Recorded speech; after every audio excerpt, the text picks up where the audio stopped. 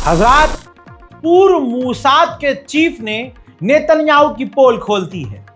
इस बात को मैं 2 साल पहले ही बोल चुका था, लेकिन अब कंफर्मेशन हो गई है। दोस्तों, पूर्व मूसाद के हेड ने कहा है कि 7 अक्टूबर के बाद जो भी चीजें हुई, बल्कि 7 अक्टूबर को जो हुआ उसमें सीधा सीधा जिम्मेदार प्रधानमंत्री नेतन्याहू है। यानी नेतन्याहू ने हमला होने के बाद कोई ठोस कदम नहीं उठाया और इस हमले को अपने फायदे के लिए इस्तेमाल किया। उस दौरान ये भी खबरें आई थी दोस्तों, और मैंने आपको बताया था कि नेतन्याहू ने, उनकी गवर्नमेंट ने जिस जगह ये पार्टी चल रही थी यहूदियों की, वहां से सिक्योरिटी बिल्कुल हटा दी थी। पहलगांव में जो आतंकवादी हमला हुआ पाकिस्तान के द्वारा, आज भी इसका जवाब किसी के पास नहीं है कि वहां से सिक्योरिटी हटाई क्यों गई थी। नेतन्याहू ने सिक्योरिटी हटवाई थी और हमला होने के बाद नेतन्याहू ने ऐसे कई उल्टे कदम उठाए जिससे और हालात खराब हुए। ये पूर्व मूसाद का चीफ कह रहा है। आगे वो ये कहते हैं कि इस हमले के बाद नेतन्याहू को चुनाव की तारीख ऐलान कर देनी चाहिए थी कि भाई प्रधानमंत्री का चुनाव दोबारा लड़ा जाएगा, लेकिन ऐसा नहीं हुआ और ये मामला जंग की तरफ बढ़ गया। मेरी 1.5 साल से प्रधानमंत्री से, नेतन्याहू से कोई बातचीत नहीं हुई है और मैंने बड़े बड़े ऑपरेशंस में बहुत कामयाबी हासिल की है और मैं देश हित में बात करता हूं। इस वजह से मुझे कई सारी मुश्किलों का सामना करना पड़ता है। लिहाजा 7 अक्टूबर को जो कुछ भी हुआ उसके जिम्मेदार नेतन्याहू भी हैं। वहीं गाजा सिटी को खाली करने की प्रक्रिया जारी है। ये तस्वीर देखिए, 15 मंजिला इमारत जो गाजा के अंदर थी, उसको इजराइल ने हमला करके पूरी तरह से गिरा दिया है। अरब खामोश है और इजराइल बड़े हमले करके गाजा में तबाही मचा रहा है। हमले के बाद का जो मंजर है वो मैं आपको दिखाना चाहूंगा।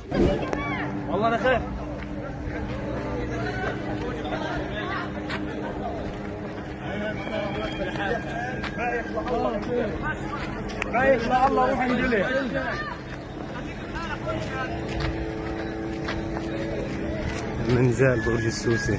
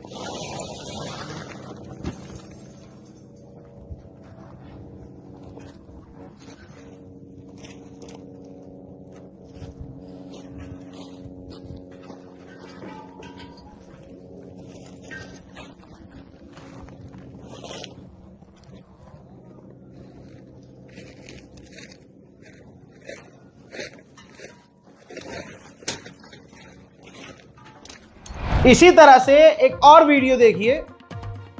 रिमोट के जरिए, रिमोट कंट्रोल के जरिए गाजा के अंदर इजराइल के सैनिक लगातार धमाके कर रहे हैं। इसके अलावा गाजा के अंदर वो हवा से पर्चे गिरा रहा है और पर्चों पर धमकी है कि जितनी जल्दी हो सके गाजा को खाली कर दो। इंटरनेशनल प्लेटफॉर्म पर इजराइल बार बार कह रहा है कि गाजा में भुखमरी नहीं है, लेकिन आइए कई दिन बाद आपको ये इस तरह की तस्वीर दिखा रहा हूं कि गाजा के अंदर अभी भी पूरी तरह से भुखमरी है। लोग खाने पानी के लिए लाइन में लगे हैं, परेशान हैं, भूखे और भूख से मारे जा रहे हैं। वहीं डोनाल्ड ट्रंप ने खुली धमकी दी है कि अगर हमास ने इजरायली कैदियों को रिहा नहीं किया तो अब जो होने वाला है वो काफी खतरनाक और नैस्टी होगा।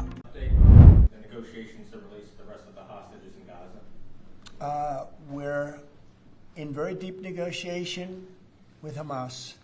We said, let them all out right now, let them all out, and much better things will happen for them. But if you don't let them all out, it's going to be a tough situation. It's going to be nasty.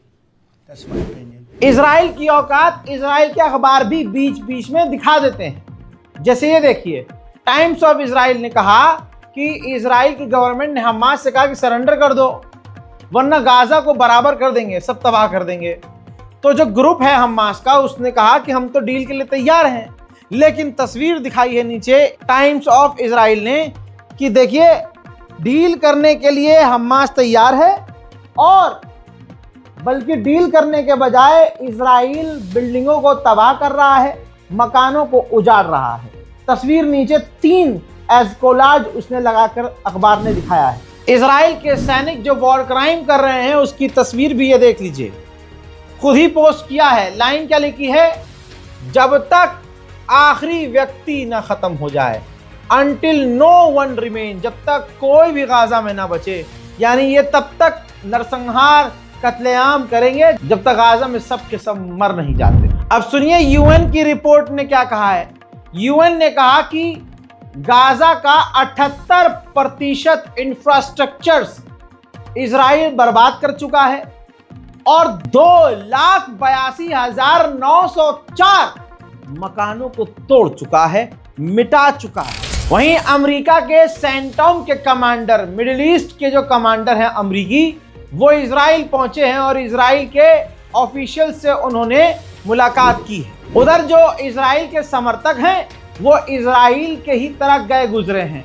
London के अंदर महिला, बुजुर्ग महिला अंग्रेज जो फिलिस्तीन और Gaza के लिए आवाज उठा रही थी, उनके साथ साथ कईयों को गिरफ्तार किया गया, मार पीट कर गिरफ्तार किया जा रहा है, जेल में ठूस दिया जा रहा है। 2024 की एक रिपोर्ट आई है। इस रिपोर्ट में बताया गया है कि फ्रांस ने 2024 में इजराइल को अब तक का सबसे ज्यादा हथियार दिया है और बहुत ही खतरनाक हथियार दिए हैं। अंधाधुन हथियार फ्रांस ने इजराइल को दिए हैं। हालांकि अब कहीं ना कहीं फ्रांस इजराइल के खिलाफ बयान दे रहा है, लेकिन ये सब बेकार की बातें लगती हैं। जब से 7 अक्टूबर की घटना घटी, उसके बाद से अब तक इजराइल फिलिस्तीन और वेस्ट बैंक के दूसरे इलाकों से 19,000 टोटल फिलिस्तीनियों को गिरफ्तार करके जेल में ठूस चुका है। उधर वेस्ट बैंक और फिलिस्तीन के इलाकों में ये देखिए, इजरायलियों का आतंक जारी है।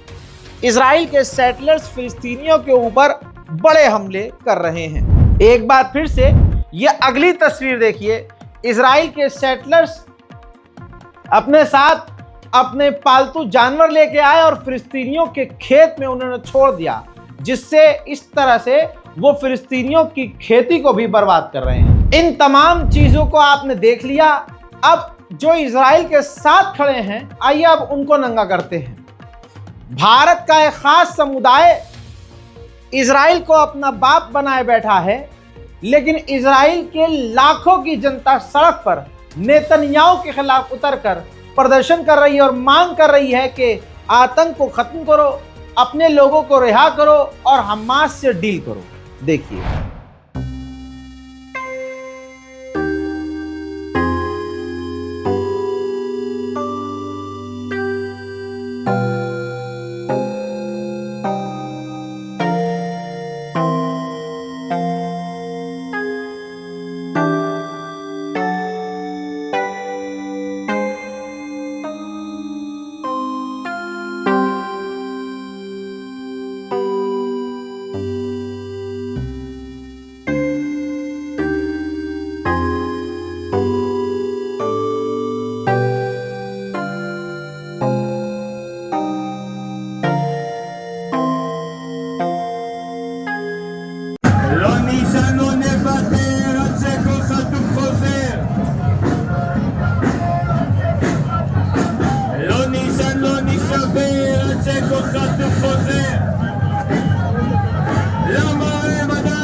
मोहतरम हज़रात, फिलहाल के इस रिपोर्ट में इतना ही। इस रिपोर्ट को शेयर करना बिल्कुल मत भूलिएगा।